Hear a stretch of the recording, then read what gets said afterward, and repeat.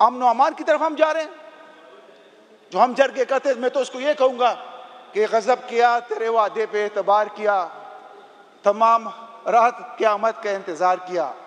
जनाब स्पीकर, कल के इलेक्शन अगर यह सवाबी में होता तो हम बंदूक लेके जाके और आरओ के ऑफिस के आगे खड़े होते। ये हुआ है हमारे साथ, हमने किया है, और अपना एनए के दोनों सीटें जो वहां से निकाल के आए हैं। मैं ये भी कहता हूं कि हमारी हुकूमत है। वज़ीर आला साहब से मेरी ये रिक्वेस्ट है कि किधर हमारे डीसी का क्या रोल है, हमारे डीपीओ का क्या रोल है, किधर जा रहे हैं? खाना जंगी की तरफ जाएंगे। आइंदा इलेक्शन में लोग बंदूकें लेके आएंगे, क्लशनकोफ लेके आएंगे, तो क्या इनको बॉर्डरों पे फेंस लगाना था, लगा लिया। जो बॉर्डर का काम है वो ये पीटीआई के पीछे लगे हुए हैं। तो क्या इन इकदामात से और ले ले जुडिशरी को, उसका तो जनाजा पार्लियामेंट ने निकाल दिया है, उसको तो 26वीं आईन ने दफन कर दिया है। बाकी जो कुछ कसर रह गया वो 27वीं आईनी तरमीम पूरा कर रहा है। हमारे वजीर आला जाके अडयाला में जाता है, 6 मरतबा उनको रोका गया है। अगर हम टिकटॉकर को कल यहाँ रोके तो क्या होगा? हम उस शेख चिली जो आता है इंफॉर्मेशन मिनिस्टर, उसको अगर हम यहाँ रोके तो क्या होगा? हमें इस तरह मजबूर ना किया जाए, क्योंकि हम पाकिस्तान को बिजली देते हैं, पाकिस्तान में हमारा गैस जाता है, पाकिस्तान में हमारा वाटर, हमारा सोर्सेज है, हमने पंजाब के कई शहरों को पानी दिया है। जनाब स्पीकर, ये उस तरफ जा रहे हैं कि हम वो काम करेंगे जिन्होंने वर्दियों में कहा कि आपकी पतलूनों की टट्टी हमें याद है, उसको कुछ नहीं। इलेक्शन कमीशन हमारे चीफ मिनिस्टर को कहता है, इलेक्शन कमीशन आपने क्या किया?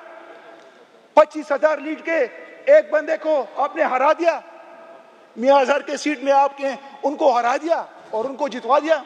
जिधर पीटीआई ने सूबाई असेंबली में बाइकाट किया है, वहां पे टर्नआउट ही नहीं है। इन्होंने ऐलान की मसाजिद में कि निकलो, कोई निकलने वाला नहीं। आप देखें उनका टर्नआउट देखें। तो यह हकीकत है।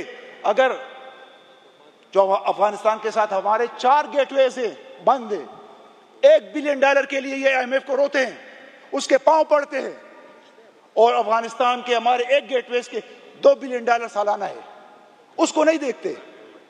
जनाब स्पीकर, हमने खैबर पुख्तनख्वा के लोगों ने हर तरह के एफर्ट लगाना है, क्योंकि जब घी सीधी उंगली से नहीं निकलता है तो फिर उंगली टेढ़ी करनी पड़ती है। क्योंकि हमने अदलिया को देख लिया, वो हमारी मुलाकात नहीं करा सकते हैं, तो कल हमें किस चीज की दवाई देंगे?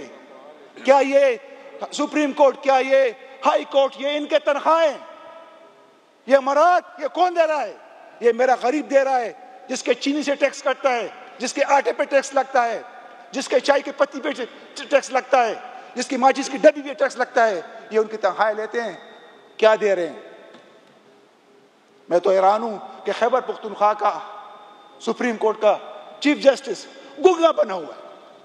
इख्तियारात उसके खत्म हो रहे। 2 चीफ जस्टिस हो गए एक मुल्क में। उनका ट्रांसफर जो है ना, वो सियासी लोग करेंगे। गटर लाइन लगाओ इसको। जनाब स्पीकर, अफगानिस्तान के साथ हमारी एक जुबान है, एक मजहब है। हम जब इंतकाल करते हैं तो कौम अफगान लिखते हैं। ये हमारे अकानिया के मदरसों से, पंचपीर के मदरसों से ये लोग पढ़ के निकले हैं। हमें इन हमारे जो बड़े हैं यहाँ के, इन मदरसों के, उनको एंगेज करना चाहिए, उनको साथ लेके जाना चाहिए। और ये फेडरल गवर्नमेंट जो तमाशे कर रहे हैं, तो ये बहुत हो गया है। आपने हमें वो जनरल ज़िया की एक आंख वो रोती थी और दूसरे आंख में उसमें क्या कहते हैं, उसमें बगल में चुरा और मुंह में राम राम, वो दिन याद है। ये MRD किस लिए बनी थी? मुनी साहब, MRD ने क्या किया था? ये जनरल ज़िया के सताए हुए लोग थे। प्लेसमेंट ब्यूरो क्यों बनी थी? जो सारे पिपलियों को क्लास 4 की तालीम वाले को क्लास 4 दिया और 17 को 17 दिया है। उन्होंने इसको लीगल कवर भी दिया है। जनाब स्पीकर साहब, हमने इस पे एक्शन लेना है। आपने लेटर स्पीकर नेशनल असेंबली को लिखना है।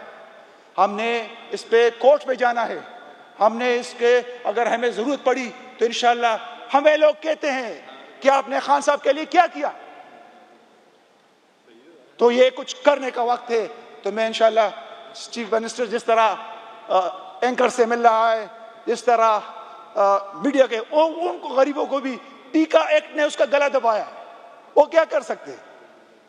वो अपना रोल नहीं अदा कर सकते, मालिकों के सामने वो बेबस है।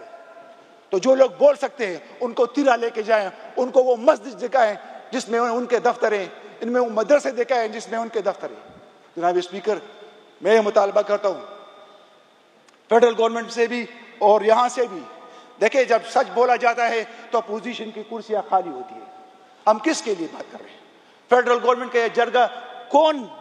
अमीर मकाम साहब बैठे उसमें, मौलाना फजल रहमान साहब बैठे उसमें, गवर्नर साहब बैठे उसमें।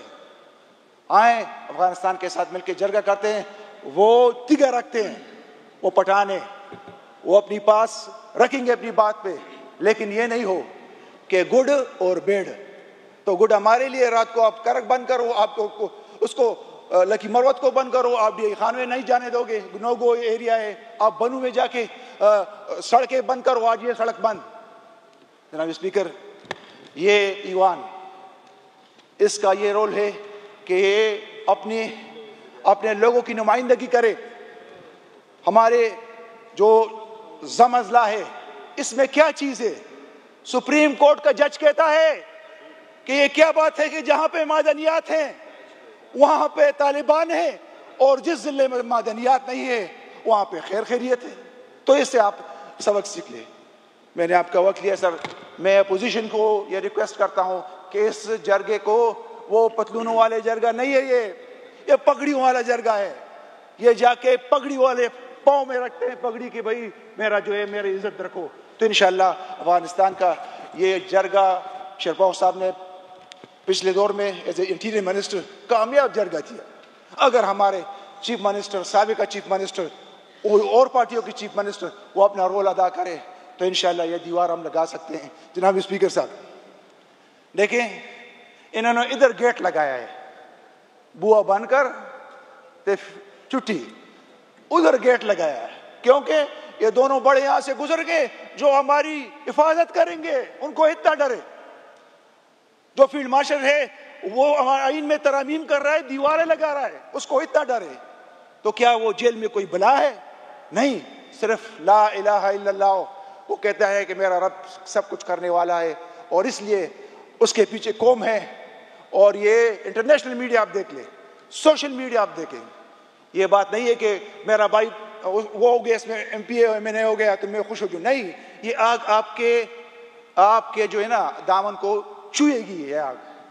तो हमारी अपने ज़मीर का बोझ हल्का करने के लिए और साथियों को अफगानिस्तान के मसले को हल करने की सब अपनी अपनी जगह कोशिश करें। थैंक यू जी, शुक्रिया।